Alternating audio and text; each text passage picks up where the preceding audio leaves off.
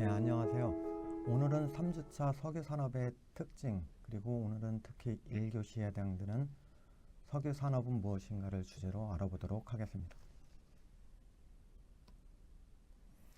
석유산업의 특징에는 이제 석유산업은 무엇인가, 그리고 석유의 등장과 향후 기후변화로 인한 역할변화, 그리고 석유가 국가 산업과 경제에 미치는 영향 등 이 세 가지 큰 소주제를 가지고 다뤄보도록 하겠습니다.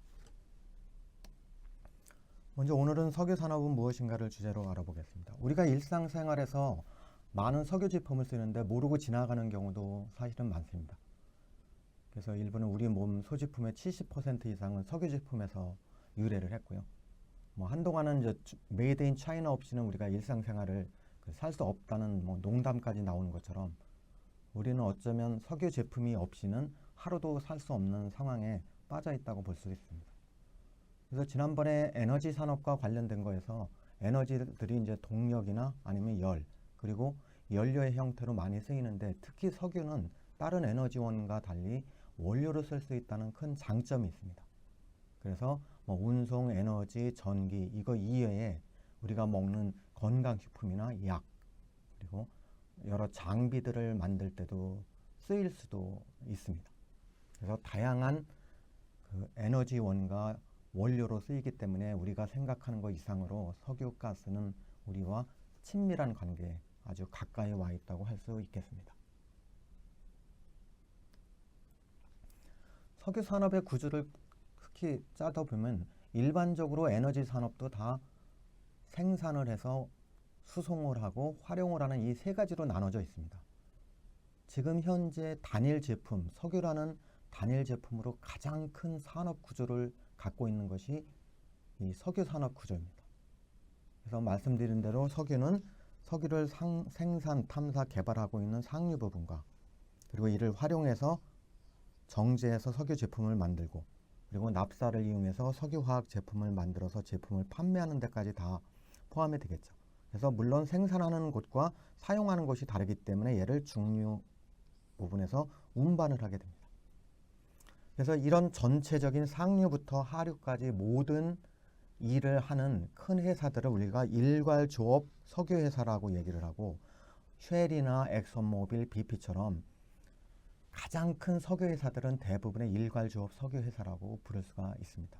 반면에 석유가 매장되어 있는 나라에서 특정 기술을 가지고 석유를 생산하는 부분, 상류 부분만 담당하는 회사를 우리가 독립계 석유회사, 영어로는 인디펜던트 오일 컴퍼니라고 부르게 됩니다.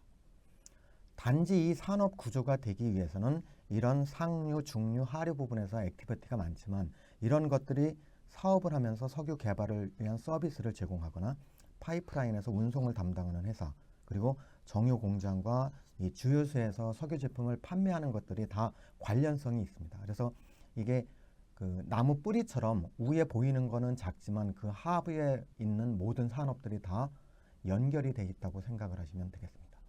그래서 미래 에너지인 수소도 수소 에너지 산업을 구축하기 위해서 수소를 생산하고 운송하고 얘를 활용하는 부분들이 다 밸런스가 맞아야만 산업 구조가 완성이 된다고 할 수 있겠습니다. 그렇기 때문에 이런 산업 구조가 완성이 되기 위해서는 긴 시간이 필요할 수밖에 없다고 할 수 있습니다. 자, 그러면 이제 석유가스는 어떻게 만들어질까? 우리가 농담 삼아 옛날에 공룡뼈나 그런 것들이 땅 속에 매몰이 돼서 석유가스가 됐다고 생각을 하죠.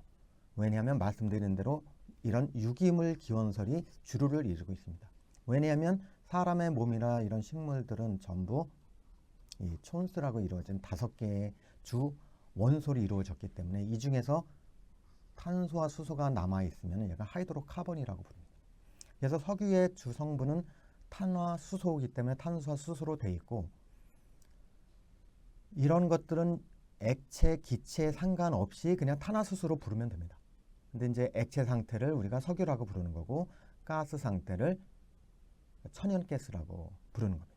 그래서 이런 것들이 수억 년 전에 땅속에 매몰이 되어 있어서 퇴적층이 계속 쌓이면 위에 그 퇴적물을 날아주는 물들이 그런 것들을 날아주겠죠. 이런 것들이 계속 쌓이면 그 위에 무게를 견디거나 아니면 압력으로 작용을 하기 때문에 땅 속에는 100m 깊이 들어갈 때마다 2.5도에서 3도씩 온도가 올라간다고 이야기를 했었죠. 그래서 높은 열과 적당한 압력을 받으면 석유가 만들어집니다. 그래서 석유가 만들어진 것이 오늘날 우리가 석유를 찾는 이런 구조 안으로 들어오게 돼 있고, 이 석유가스가 액체이기 때문에 물보다 가볍습니다. 그래서 상부로 계속 이동을 하려고 하기 때문에 이 부분 위에 이동을 막아주는 덮개함이 존재를 하게 되면은 우리가 석유를 찾을 수가 있게 되는 겁니다. 그래서 이런 식으로 석유가 만들어져서 이동을 해서 오늘날 저류암이라고 하는 석유를 포함하는 지층에 갇히게 되면 이 갇혀 있는 것을 사람들이 지표로부터 조사를 해서 찾아내게 됩니다. 그 다음 단계에서 이제 석유가스를 어떻게 찾는가 나오죠. 그래서 일단 우리가 땅 속을 들어갈 수 없기 때문에, 그리고 땅 속에 1000m, 2000m, 3000m에 있기 때문에 지표에서 지질 조사를 해야 됩니다. 가장 많이 쓰이는 것이 물리 탐사라고 하는 것처럼, 이거는 우리가 물건을 깨지 않고 안을 보는 거, 그런 거랑 똑같습니다. 우리가 주로 많이 쓰이는 게 병원에서 보면 사람 몸의 내부에 뭐 딱딱한 것들이 있는지, 무슨 문제가 발생했었을 때 보는 것이 초음파가 보죠. 가장 흔한 것이 초음파입니다. 그렇죠? 그러니까 음파처럼 이런 파동을 이용해서 하는데, 그거의 대표적인 것들이 지구에서는 지진파예요. 그렇죠? 파동이 전달이 되겠죠. 그래서 지표에 있는 지층의 경계면에서 이렇게 반사가 되어 오는 것을 측정을 해서, 시간이 짧으면은 낮은 곳이고 시간이 오래 걸리면 깊은 곳이기 때문에 이런 구조를 만들게 돼요. 그 다음에는 이제 이 확실성이 떨어지기 때문에 석유가스가 있는지 없는지를 확인하기 위해서는 시추를 할 수밖에 없습니다. 물론 시추를 하면 비용이 많이 들 수밖에 없습니다. 그렇죠?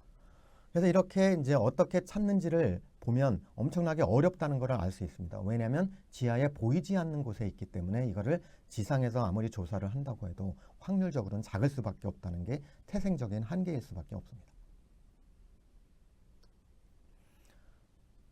말씀드린 대로 이 석유 탐사에서 석유를 실제로 탐는 확률은 10에서 30% 확률밖에 안 되는데, 우리 옆집에 석유가 나왔습니다. 그러면 그 인근의 석유를 찾으면 확률이 높을 수밖에 없겠죠. 그런데 아무도 조사를 안 한 곳에서 하면은 확률이 낮을 수밖에 없습니다. 그래서 이거는 석유는 보물 찾기보다 어렵기 때문에 인근에 이미 우리가 생산을 하거나 찾아놓은 지역에서는 확률이 높을 수밖에 없고, 확률이 10에서 20%, 30%라는 얘기는 결국 동시에 추진하는 사업이 많아야 그 중에 한두 개가 걸린다는 거죠. 그래서 확률적으로는 뭐 100개 정도를 하게 되면은 5개에서 뭐 10개 정도 성공을 할 수 있다는 거예요. 그럼 이 100개에 투자한 돈을 이 5개 정도 성공한 데서 다 돈을 벌어들일 수가 있기 때문에 사람들이 이 사업을 계속하는 겁니다. 그런데 회사의 규모가 작으면 많은 사업을 동시에 추진할 수가 어렵게 되겠죠. 그래서 많은 사업을 동시에 추진하기 위해서는 회사의 규모가 클 수밖에 없습니다. 그래서 전 세계적으로 석유 회사의 규모는 큰 회사들만이 오랫동안 생존할 수 있다는 것을 반증하는 겁니다. 그래서 이런 많은 사업을 동시에 추진해서 그 중에 확률적으로 성공한 것이 나오면 그 성공한 곳에서 돈을 벌어서 다시 사업에 투자하는 선순환 사업 구조가 가능하다는 것입니다. 자, 그러면 석유가스는 어떻게 생산할까? 다음 장에서 이제 구체적으로 그 석유가스를 어떻게 생산하고 얼마나 생산할 수 있는지를 다루겠지만, 일반적으로 생산을 하기 위해서는 시추를 해야 됩니다. 왜냐하면 얘를 지표로 끌어올리기 위해서는 땅 속에 있는 것을 우리가 우물을 파는 것과 똑같은 작업으로 하는데, 이게 깊은 곳에 있죠. 우물보다. 우물은 깊어봤자 뭐 100m 내외밖에 안 될 겁니다. 낮은 것은 뭐 10m, 20m밖에 안 되죠. 근데 이런 경우에는 1000m에서 3000m까지 깊은 곳에 시추를 하기 때문에 기술이 어렵습니다. 그리고 시추를 하다가 무너질 수도 있기 때문에 중간중간에 파이프를 메모를 해서 무너지지 않게 하는 작업을 하면서 할 수 있겠죠. 그래서 석유가 발견이 됐으면 얘를 펌프를 이용해서 생산을 하게 되고, 그래서 지금 생산하는 데까지는 우리가 상류 부분이라고 얘기를 하고, 얘를 우리가 하는 정유 공장까지 아니면 트리트먼트하는 그 처리 설비까지 보내기 위해서 중류 부분에서 운송을 하게 되는 겁니다. 그리고 얘를 정유 공장에서 무엇으로 만든다고 얘기를 했었죠? 예, 맞습니다. 석유 제품으로 만든다는 거죠. 석유 제품 얘기하는 거 우리가 잘 아는 휘발유, 연료들도 있죠. 그 다음에 나프타도 있죠. 이 나프타는 나중에 석유화학 제품으로 만드는 원료로 쓰입니다. 석유화학 제품으로 쓰이는 거죠. 그래서 이런 형태를 가지고 상류부터 중류, 하류가 밸런스가 맞아야 돼요. 어느 한 곳에 이 버틀넥이 생기게 되면은 이 세 가지 부분 어느 곳에선가 문제가 생기게 됩니다. 자, 결국 이 석유는 우리가 정제하지 않은 석유 제품을 우리가 원유라고 얘기를 하고 영어로는 크루드 오일이라고 얘기를 합니다. 크루드 오일. 그래서 크루드 오일을 가지고 우리가 정제를 하면 석유 제품이 나오게 됩니다.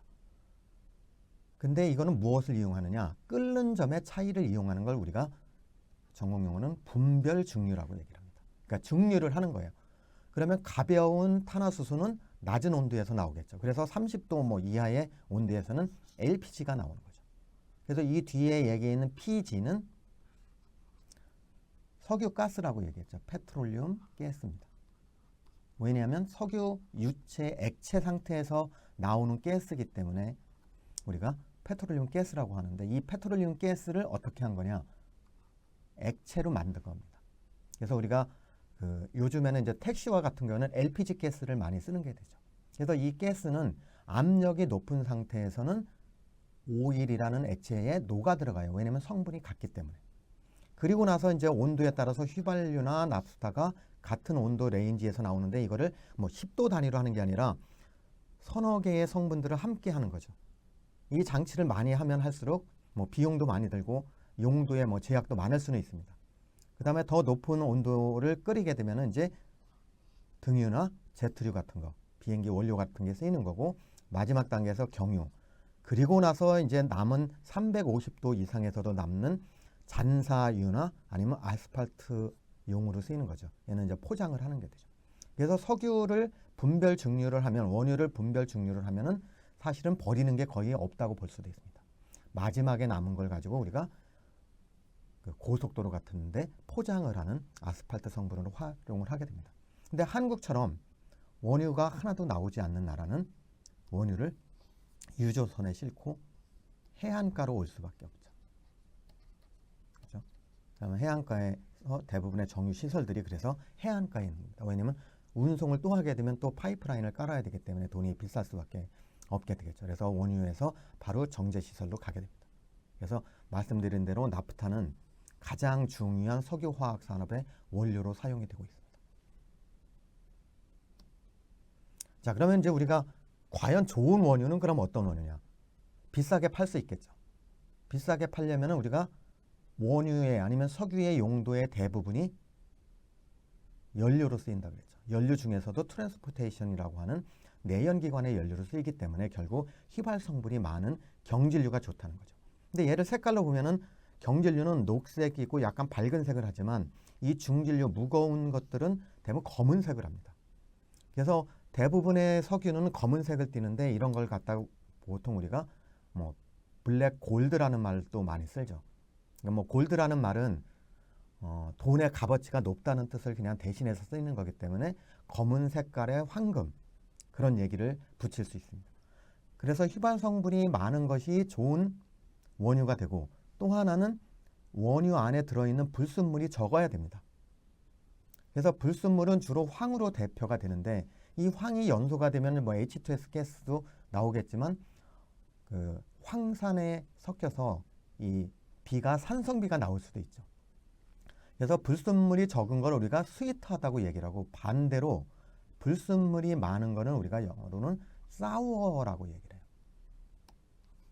산성이 있다는 거죠. 이런 사워 대신에 이제 스윗하다는 얘기를 쓰게 됩니다. 그래서 이런 원유들의 정도를 보면은 결국 휘발 성분이 많다, 경질유다, 중질유다는 뭐를 가지고 나눌 수 있느냐? 무게를 가지고, 그래서 무게를 따는 이제 비중이죠. 비중이 작을수록 좋다는 거죠. 근데 원유는 생산지에 따라서 이런 것들이 다 다르다는 거죠. 그래서 여기 나와 있는 API, 그래비티, 여기 이제 API는 미국의 석유협회라는 거의 약자예요. 아메리카 페트롤리움 인스티튜트라는 거의 약자고, 얘는 복잡하기 때문에 무게를 뭐 1, 0.8, 0.6 이렇게 나누게 되면 복잡하죠. 그래서 이를 사람이 알기 쉽게 큰 숫자로 나타내는 거예요. 그래서 이 숫자가 크면 클수록 경질류예요. 그래서 경질류가 좋다는 거죠. 그 다음에 한 축은 뭐냐면 황해 함량이 몇 %냐. 그래서 황해 함량이 낮을수록 좋기 때문에 스위트하고 무거울수록, 그리고 황해 함량이 낮을수록 사워하다는 거죠. 그럼 우리가 대표적으로 세 개의 유종이 있습니다. WTI, 미국의 중진류, 그 다음에 브렌트유, 그 다음에 중동의 두바이유. 그래서 사실은 원유의 품질상은 두바이유가 가장 나빠요. 그리고 미국의 WTI가 좋아요. 근데 이제 우리가 WTI를 중진류라고 하는데, 그 중진류의 이 중자는 중간이라는 뜻입니다. 인터미디에이트라는 중간이라는 뜻이에요. 무거울 중자가 아니라 한자로는. 그래서 WTI는 그 텍사스, 서부 텍사스 중진류에 해당되는 것들이 사실은 가장 좋을 수도 있습니다. 근데 이제 가격은 생산되는 곳에서 사용이 많이 되면 싸게 팔리겠죠. 그 다음에 얘가 또 장거리 수송을 하게 되면 또 운송비가 있으니까 또 뭐 비싸게 될 수도 있고. 그래서 생산량과 현지에서의 소비량에 따라서 가격이 달라질 수도 있습니다. 반드시 품질이 좋은 원유가 비싸게 팔리지는 않을 수도 있습니다. 여기에 이제 뭐가 들어가면 물류 컨셉이 들어가서 이런 현상들이 발생하게 됩니다. 자, 그러면 우리가 많이 나와 있는, 우리가 이제 여행을 다니면서 아니면은 주유소에 가면은 이런 숫자들이 많이 나와요. 요즘은 이제 80점에서 한 95 사이에서 숫자가 결정이 되는데, 이런 거를 우리가 옥탄가라고 얘기를 해요. 그래서 탄수의 수가 뭐 8개, 10개, 10개에 해당되는 게 옥탄이 되는데, 그 옥탄의 수치가 얼마나 되는지를 가지고 왔는데, 이 옥탄가가 왜 중요하냐면 내연기관에서 락킹 현상을 발생하는 게 이 옥탄가의 수치에 따라서 달라집니다. 그래서 락킹 현상이 어느 정도 되는지를 나타내는 것들이 결국 가솔린의 품질과 관련이 돼 있는데, 우리가 에탄올을 친환경 연료로 해서 석유 제품의 휘발유에 섞죠. 그래서 이거를 섞는 거는 옥탄가를 높여주는 역할도 해요. 왜냐하면 에탄올 100%는 113에 해당되는 옥탄가의 수치가 나옵니다. 그래서 과거에는 이 필립스라는 미국의 석유 회사예요. 요즘은 이제 코노코 필립스로 돼 있는데, 이 필립스가 이 표시는 여러분들이 친숙하죠. 고속도로에서 나와 있는 표시랑 유사하게 됩니다. 그래서 코노코 필립스라는 회사가 뭐 하이웨이 66번 옆에 있다는 컨셉도 되지만, 알고 보면 과거에 필립스가 60년대, 70년대 초에는 옥탄가 66이라는 게 꿈의 연료였습니다. 게다가 기술 발전이 되면서 얘가 76까지 갔어요. 근데 이 76도 칼텍스라는 회사, 한국에서는 옛날에 경인에너지라는 데가 있었습니다. 지금은 이 회사가 이제 한화로 바뀌었고, 이 경인에너지에 해당되는 공장이 인천에 사실은 있습니다. 지금은 그 SK에서 아마 인수를 해서 운영을 하고 있는데, 그때 당시 이제 뭐 청자라는 담배도 있었는데 그 안에 홍보로 이런 76 숫자가 넣었었어요. 그래서 이게 사실은 이 숫자가 석유 회사들과 역사와 함께한 숫자라고 보시면 되겠습니다. 그래서 이 옥탄가 숫자가 높으면 높을수록 연료 가격이 비싸지겠죠. 자, 그 다음에 이제 석유 생산되는 데는 사실은 사람이 안 사는 데가 많아요. 사막, 그 다음에 뭐 깊은 바다, 극지방. 이 얘기는 뭐예요? 개발 생산하는 비용이 비싸다는 뜻이에요. 작업이 어렵기 때문에 사람들이 잘 안 가죠. 그러면 월급을 많이 주거나 하면은 많이 가겠죠. 그래서 이 작업 조건들이 어렵기 때문에 보통은 2주 동안 들어가서 일을 하고 2주는 휴가를 줘요. 그래서 로테이션이 2주마다 일반적으로입니다. 그래서 보통 우리가 시추를 바다에서 하면 시추선까지 가면 비행기를 타고 가서 2주 밤낮으로 일을 하다가 또 2주간 휴가를 나왔다가 하는 거를 로테이션을 하게 됩니다. 그래서 작업이 조건이 어렵기 때문에 비용이 증가할 수밖에 없습니다. 그리고 일반적으로 육지나 다른 데서 쉽게 생산한 거는 이미 다 생산을 했기 때문에 나머지는 어려운 곳만 남아 있습니다. 자, 그러면 석유는 얼마나 많이 남았을까? 우리가 석유 산업, 에너지 산업 하면서 화석 연료에 대한 이야기를 하면서도 50년 넘은 양들이 있다 그랬죠. 그래서 지금 현재는 1조 7천억 배럴 정도를 우리가 매장량으로 확보를 하고 있는 겁니다. 물론 한국에는 아직 발견된 게 없습니다. 2014년부터 2022년까지 한국은 동해가스전이라는 데서 석유를 생산해서 한 17년간 산유국의 지위를 유지했었습니다. 그러나 이제 2022년 이후에는 그게 고갈이 됐기 때문에 더 이상 활용을 하지 않고 그 동해가스전에 우리가 이산화탄소를 갖다가 포집해서 집어넣는 사업을 하려고 검토 중에 있다고 알려져 있습니다. 자, 한국은 말씀드린 대로 에너지의 93% 이상, 석유는 97% 이상, 지금은 100%죠. 자, 그러면 한국이 270만 배럴을 쓰고 있는데 얘를 365일 쓰면 1년에 10억 배럴이에요. 근데 이 10억 배럴이 60불의 원유 가격으로 수입을 해온다 그러면 60조예요. 단순하게 원유를 도입하는 데만. 근데 얘가 만약에 100불로 올라가면 얼마나 되겠어요? 100조가 되겠죠. 근데 지금 환율이 1200원까지 하게 되면은 얘는 70조, 얘는 120조. 원유 하나만 수입을 하는데 어마어마한 많은 양을 한다는 거죠. 그래서 얘를 이제 운반할 때는 보통 250만 배럴이면 300m 되는 큰 배, 이게 결국 63빌딩 크기랑 비슷한데 꽉 채운 거를 하루에 하나씩 쓴다고 생각하시면 되겠습니다. 그리고 말씀드린 대로 1배럴은 158.9리터 정도 돼요. 그래서 결국 약 160리터 정도 되는 겁니다. 갤런으로는 42갤런이 되겠습니다.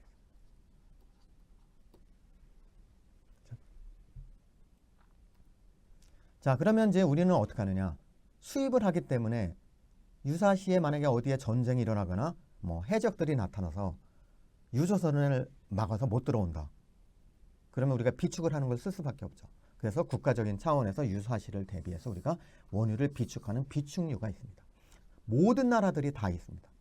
그래서 보통은 한 3개월치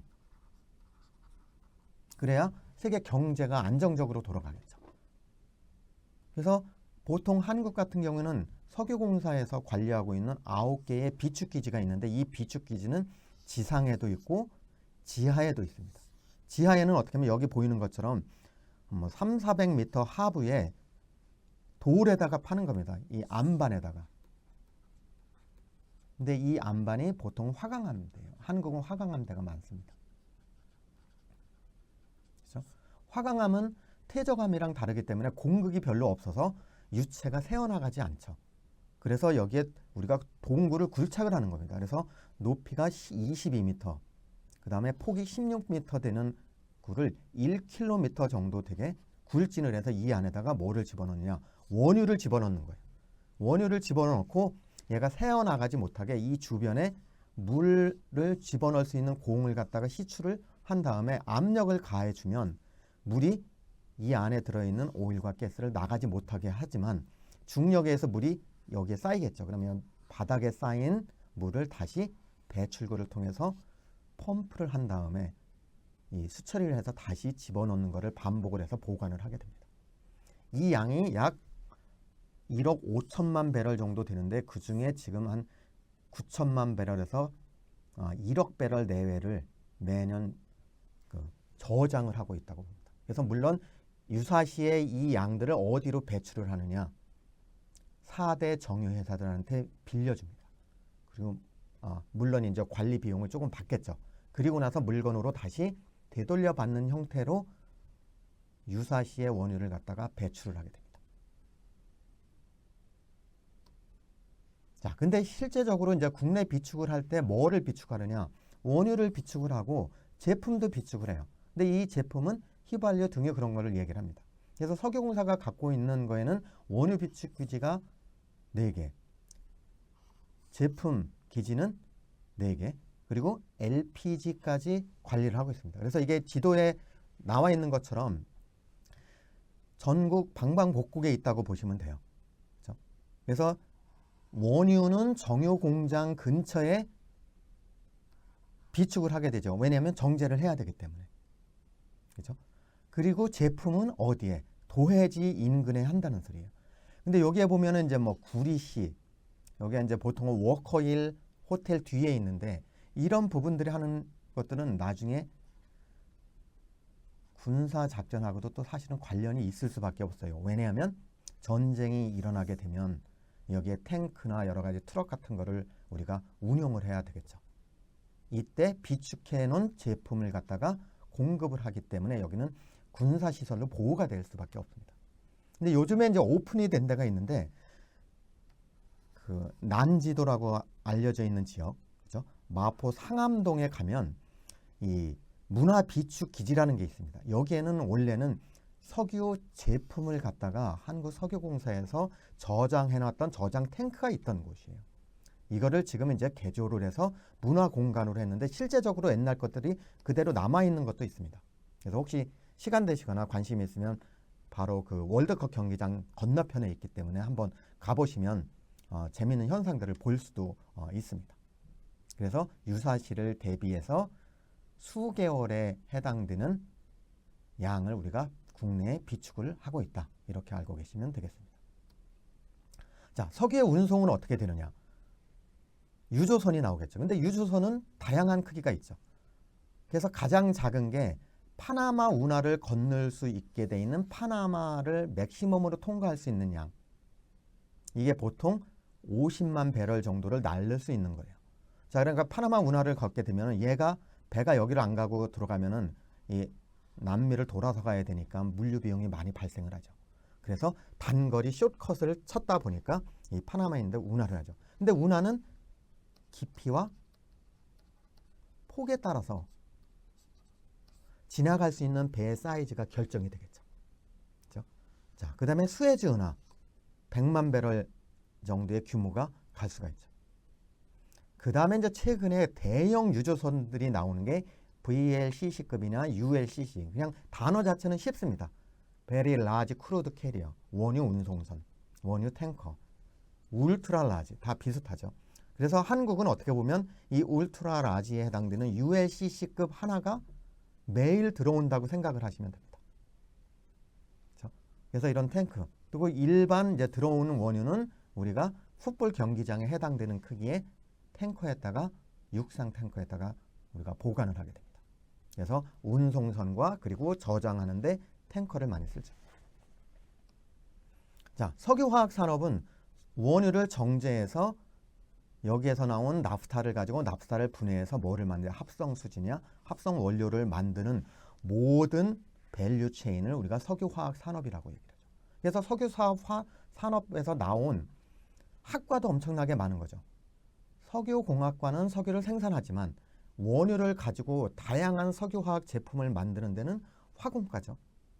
그 다음에 소재를 만드는 재료공학과도 많겠죠. 합성재료, 유기재료 같은 걸 만드는 데도. 그래서 어마어마하게 많은 관련된 산업이 있는 것이 석유화학 산업이라고 말씀드릴 수 있습니다. 자, 이 체인을 보면 석유 산업도 있고 석유화학 산업도 있고 여기에서 나오는 제품들을 만드는 전방 산업 및 제품 산업들이 있죠. 그래서 관련된 학과는 석유에너지공학과, 그 다음에 화공과, 기계, 전기, 토목, 재료 많습니다. 자, 우리가 알고 있는 가스공사, 석유공사, 거기에는 석유공학 하는 사람만 뽑을까요? 그렇지 않습니다. 이 부분에 해당되는 사람들은 10% 내외도 사실은 안 돼요. 왜냐하면 거기에 관련된 설비나 장치들이 많기 때문에 기계도 돌려야 되고 전기 배설도 돼요. 왜? 생산 설비와 운영 설비들이 많기 때문에 그렇습니다. 그 다음에 개발을 하면서 뭐예요? 토목 건설을 하게 되죠. EPC 사업을 하게 되니까 관련된 것들이 엄청나게 많이 연관이 될 수밖에 없어서 석유 산업의 밸류 체인은 기존에 있는 모든 산업 중에서 가장 큰 산업이라고 말할 수 있습니다. 물론 에너지원이 바뀌면서 이런 것들이 석유 가스 산업에서 수소 산업, 전력 산업으로 점점 바뀌게 되겠죠. 자, 그래서 석유 산업은 말씀드린 대로 석유의 탐사와 생산, 그리고 운송, 활용 모두를 포함하게 되어 있죠. 이런 부분들을 나누면 상류, 중류, 하류로 나눌 수 있고 넓게는 전방 산업과 제품까지 포함해서 이 모두를 우리가 석유 산업이라고 일컬고 있습니다. 이상으로 그 3주차 1교시 수업을 마치도록 하겠습니다. 감사합니다.